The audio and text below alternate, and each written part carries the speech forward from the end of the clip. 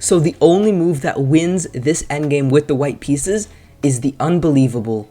Welcome back to the Chess Geek channel. I'm excited because this game here is really exciting. It has everything. Great positional play, a very smooth storyline from the beginning to the end, some nice tactical ideas as well, and I highlighted 5 specific key moments throughout the game where I will urge you to pause and find the solutions. You can find those key moments in the timeline below, so I do urge you take those moments seriously and comment down below how many you get correct. And with that out of the way, let's jump straight into the opening of the game.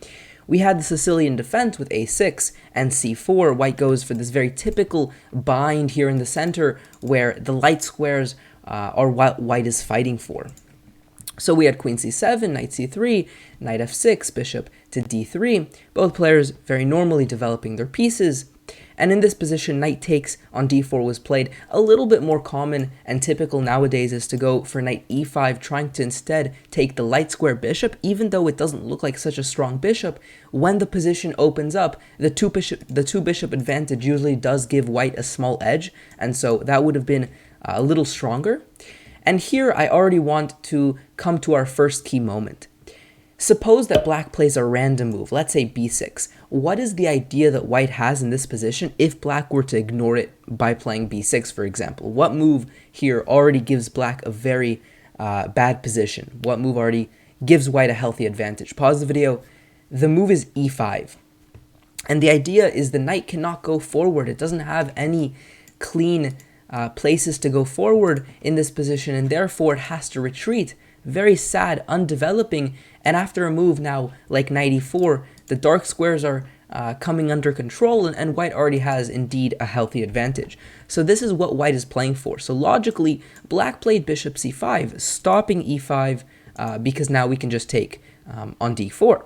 So instead of e5, white continued by the very logical bishop c2, defending the bishop, and castles, and the next couple of moves are pretty self-explanatory. Both players developing and castling, getting the rooks into the game. Very logical. Queen a5, queen b6. We already enter an endgame, and this game I think is really good in the sense that it illustrates and breaks the common misconception that endgames are boring by default. That is not true, and in this position you'll see how white very smoothly and effectively manages to navigate through what many would consider a boring position and actually convert this into a win. And so this is a very important skill that the top players have mastered, how to make small improvements in very boring and still positions, and that is what this game also illustrates.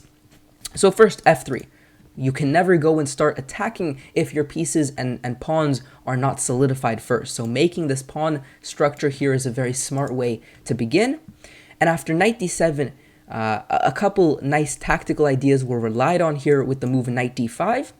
Notice that taking is actually in fact better, but knight d5 I think at least positionally makes more sense because you're keeping the knight really centralized. And when the knight is centralized here, you're allowing yourself the luxury of having just more opportunities. For example, there's already this idea of going knight e7 check, knight takes c6, and then rook takes d6, winning a pawn.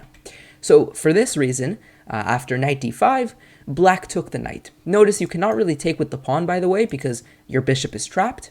You could even take with this pawn, and humorously the bishop is also trapped in this variation with a move like rook e1 or rook d2 here.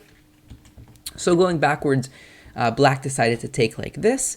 We have takes and e5, and here, ladies and gentlemen, is your second key moment. What move do we play here with the white pieces? Now, I will say the move itself maybe not so important, but more so the idea behind the move.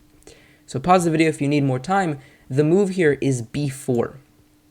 And you can also, consider playing first like bishop a4, but generally speaking, the idea that hopefully you found is that we want to play on the queen side. This is the key. And by starting with b4, by the way, it is an improvement because you do not allow knight c5. And so b4 is a pretty important move to find here. And the point, again, is to play on the queen side. Black has an edge on the king side with this pawn majority, and they're going to try to use that with g6, f5, etc. And so we need to, in turn, play on the queen side here and push for playing c5 and getting a passed pawn. And so b4 does achieve the beginning, really, of our attack on the queen side. So g6 is played, we have bishop a4, b6, and here is the third key move, very close to the previous one, and this one's really spectacular. One of my favorite moves of the entire game, so pause the video and try to figure this one out. The move here is rook d3, and it comes with a really subtle idea, and so you should have seen the idea before playing rook d3. And no, it's not just to stack the rooks, which I think is maybe the natural instinct. The point is to actually go rook a3, and black didn't find this. They missed this idea and they played f5. But now after rook a3, surprisingly, there's no sufficient way to defend this pawn. The game continued with knight b8 to defend, and this doesn't work, as the game continuation will show. But just to show, there's no real way to get rid of the threat of bishop d7 and rook a6. The best move according to the engine is to go a5, which is quite instructive. The point is you are giving away a pawn, but you're doing so in the best manner for yourself, because now this rook is not so active, especially if you compare this to what would happen if this variation happens. Now the rook is far more active, and so, but the general gist is that after rook a3, you're probably losing a pawn, or you're going into complete passivity, and this is what happened in the game. Knight b8, but now, especially after c5, white has a huge initiative and space advantage in this position that was converted really smoothly as well. So takes, and king g7, we have rook b3, rook f7 here was played, and in this position, ladies and gentlemen, your fourth key moment, what do you play here? How do you keep the initiative going? So the move is d6. Usually when you have a passed pawn, you want to push it, and generally speaking, if safe to do so, it's always good to push it. Now you might be thinking, well, wait a minute, there's a rook, but quickly you see the point of rook b3.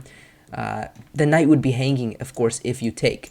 And so that was the point. We can now continue our initiative with this move d6. Knight d7 was played in this position, and now the rook comes to the 7th file. If we're allowed, our idea is now to get the other rook, where we will be completely winning.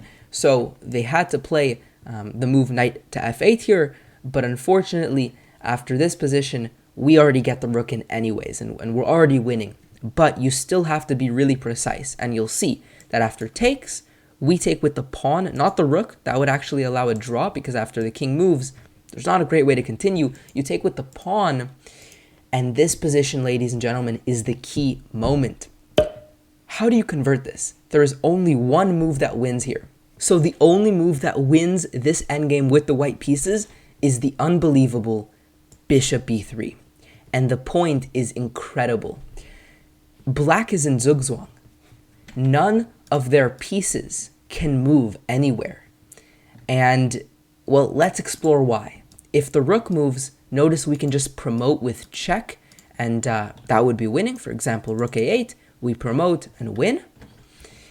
If the king moves, wherever the king moves, notice that the knight is undefended, so then we can go and play rook b8, and after rook c7, rook f8, we win the knight. We're up a piece again. And that is, by the way, the point of bishop b3. The king now cannot step onto the light squares. So the move bishop b3 was aimed to isolate the king, so it is also in zugzwang. And finally, the knight, hopefully you can see it, cannot come to e6. And if it comes instead to d7, we go bishop e6. And again, we're winning material on this diagonal. Stunning, just a simply crazy and insane idea, because there's so many pieces you wouldn't think that in a position like this, black could be in such a tight hold, but indeed they are. And in fact, their pawns are the only pieces they can move, and humorously, that's what they tried. They played a5, then they played h6, and they just tried to move their pawns. And I like the way that white continued this game as well, because I think some people would be trying to find like the win after a5. Okay, is there some way I can convert this position? But you have to notice these pieces can't move. So let's just wait out, right? Let's just also just move our pawns, force them to eventually run out of pawn moves, which is what happened here. They can no longer play any pawn moves, and therefore they resigned. So a super accurate game, very smooth. You can see how white essentially got a space advantage from the beginning, which very much started, by the way, because of this pawn structure. They got the space advantage, they developed, got their rooks and pieces active, went into this endgame where they had a small initiative and slowly converted with great pressure on the queen side into a position where they have a huge space advantage, and therefore that led to this completely dominating position where black's pieces are just paralyzed. Hopefully you enjoyed this video. It was a super fun one to analyze. Make sure you subscribe and like this video so you never miss out on another one, and I'll see you guys next time. Peace out.